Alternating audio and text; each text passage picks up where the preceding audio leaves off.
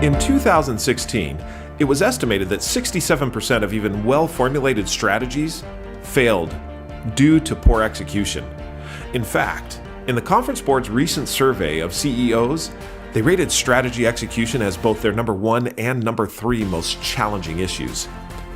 If this year's plan has to execute, join us for a day on strategy execution facilitated by Chris McChesney, author of The 4 Disciplines of Execution, the best-selling book in the world on strategy execution. Bring your plan and bring your team. Learn the 4 disciplines of execution and apply the lessons learned from 2,000 organizations to your plan. The day is divided into 4 sessions. Session 1 is the execution challenge, the predictable reason so many people struggle with execution and how those dynamics might be showing up in your organization. Session 2 is the 4 disciplines of execution, the universal principles behind great execution and how to best apply them in your situation. Session 3, defining strategic focus, taking the most challenging aspects of your plan and translating them into the fewest number of executable targets at the front line of the organization. And finally, Session 4, getting to commitment, getting people's hearts and their minds, the unexpected benefit of execution, how to get commitment and not just compliance. If you're considering joining us, here's a few thoughts for you to think about, maybe even work on before coming out to the session. First, why does everyone struggle with this issue, right? What's at the heart of the problem with execution? There's obviously a lot of issues around this topic, but there is one fundamental reason for the frustration, and a lot of what we're going to be doing is going to be aimed at this issue. It's associated with a powerful human tendency that in the moment, a person will default to an urgent activity over an important activity, almost regardless of how important the important activity is. And we've all caught ourselves that, what am I doing, right? Why did I open that email? I'm working on this thing that's so important. That little tendency, the reason that tendency is so frustrating to execution is because anything you are trying to execute on, any objective, priority, in the moment, it will not feel as urgent to people as the day job, right? As all of the things you have to do every day just to maintain the operation, what we call the whirlwind. There is always conflict between these 2 forces. Both are absolutely necessary, but they are not the same and they don't get along. They compete for time, energy, and attention, and you know which one dominates. And whether you're aware of this issue or not, you are dealing with it. Nobody gets a pass on this one. Think about the last major initiative that you watched die, right? How did the end come? When it finally died, did it go down with a big, loud, embarrassing crash? Or did this thing die slowly and quietly like it was being suffocated? Early on, we started to realize that the real trick with execution wasn't just executing the goal. It was whether you could execute the goal in the middle of the 100-mile-an-hour whirlwind. Execution does not like complexity, right? The 2 best friends of execution are simplicity and transparency. And we actually think that a lot of the reason for the popularity of 4 disciplines is because it drives simplicity and transparency. Even before getting to the disciplines, I want you to think about a simple mental framework for removing a lot of unnecessary complexity from what you're trying to accomplish. If you look at any strategy or anyone's plan, right, for their operation, you can always see 3 components. Separating these components out turns out to be very helpful because each component executes in a completely different way.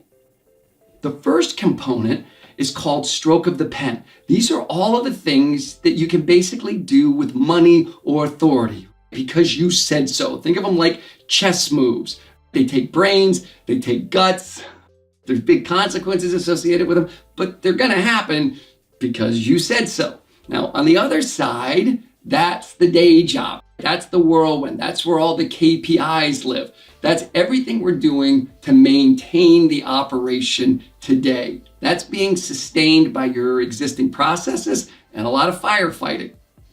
If our strategies or our plans were only made up of these two components on the outside, the topic of execution probably wouldn't feel that daunting. It's the middle section. That's where the real execution challenge is. Those are those stroke of the pen elements that aren't happening, right? These are things you can't get done with a stroke of the pen, or they're that key performance indicator. They're that aspect of the whirlwind that's not improving no matter how much you focus on it or beat the drum.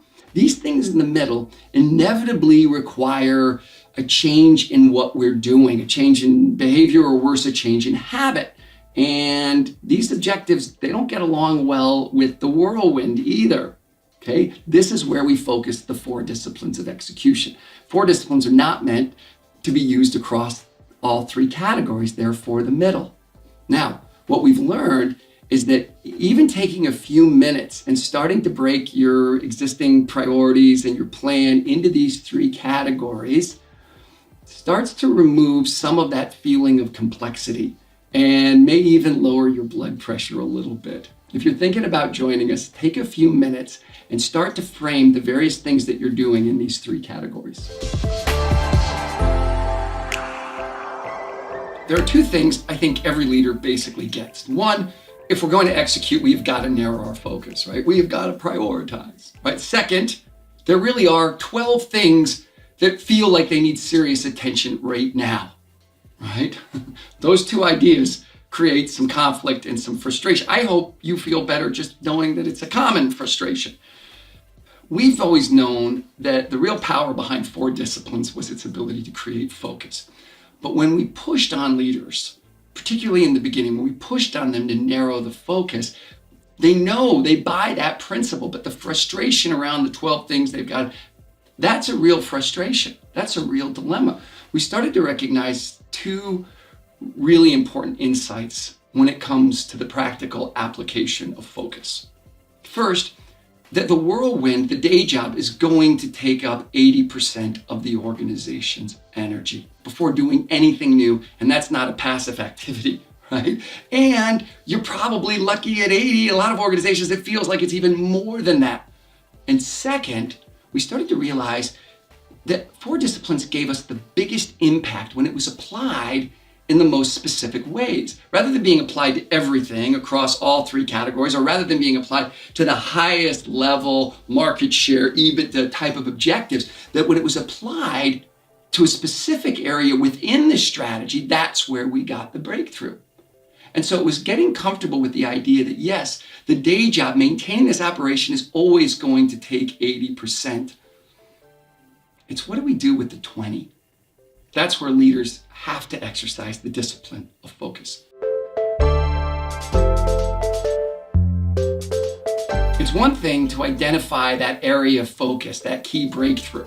It's another thing to be able to translate that to the teams where the actual work's getting done and to do it in a meaningful way. That focus area has to be defined in terms of a clear starting line, finish line, and deadline. Targets really are the language of execution. And when you first look at this, you might think that creating the starting line, the finish line, and the deadline seems pretty straightforward. Be warned, it rarely is. And even when it is defined, depending on the size of your organization, you may still be a fair distance from the front line. Well, there was a simple question that was posed in 1963 by a NASA engineer working on the space shuttle. And for more than 15 years, we have found this question to be absolutely critical when it comes to creating organizational alignment. The question, what are the fewest battles necessary to win the war? Not what's everything we have to do to win the war. For NASA, the big battles to go to the moon were navigation, propulsion, and life support. And just like the big target to put a man on the moon by the end of the decade and return him safely home, navigation, propulsion, and life support each had a starting line, a finish line, and a deadline. What this allows you to do as an organization is give the teams at the front line the ability to link to the big goal. They have the ability to choose the one thing, the big target, what we call a wildly important goal, that will have the biggest impact on one of those battles. right? That's in addition to their whirlwind. What we're doing here is not only creating alignment, but we're creating a pull. We also find that it goes a long way for creating the conditions for commitment. Biggest insight from our 15 years and 2,000 organizations is this. The number one driver of morale and engagement is whether a person feels they are winning. Do this for me right now. Go to a time in your career when you were most excited about what was happening to you professionally. I promise you, in that moment, you thought you were winning, right? It wasn't about your work conditions. It wasn't about your benefits package. It wasn't about pay. It wasn't about whether you liked your boss or whether you had a best friend at work. All those things will contribute to turnover. But when it comes to engagement, it's about the work. Without us knowing it, disciplines 1, 2, and 3 create a winnable game. This is a big deal. If you're a leader, here's my question to you. Do the people who work for me feel like they are playing a winnable game?